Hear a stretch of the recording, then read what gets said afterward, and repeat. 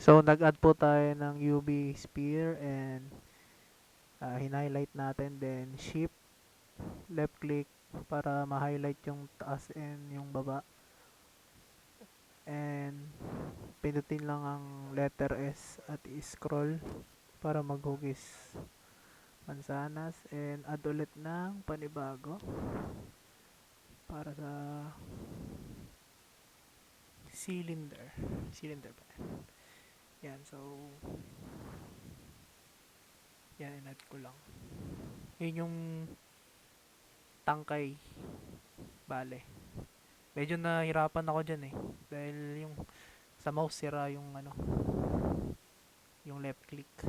Eh, na-adjust ko pa. So, ginawa, niletang ko lang, minove ko.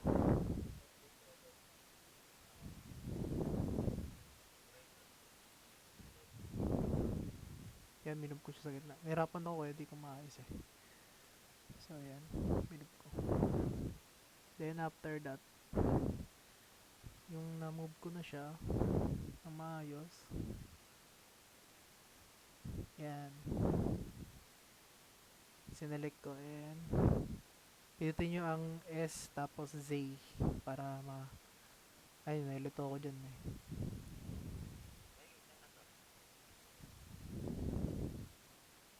So, nice ko ulit. Then yan, i-adjust ko ulit.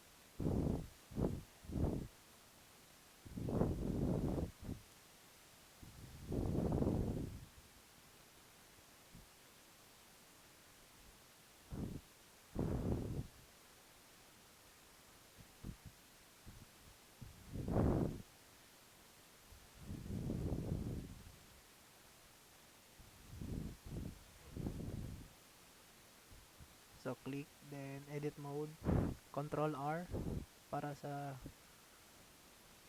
bilog para ma-curve yung tangkay ng mansanas ko.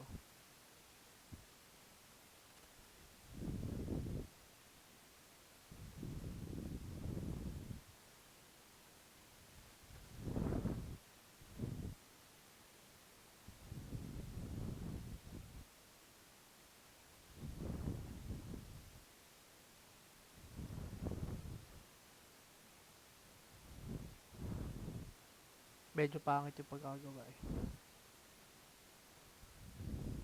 Yan, minove ko. Yan. Then, kinulayan ko na siya. Then, yung tangkay, kinulayan ko rin. Parang magmukha namang mansanas talaga. Yan.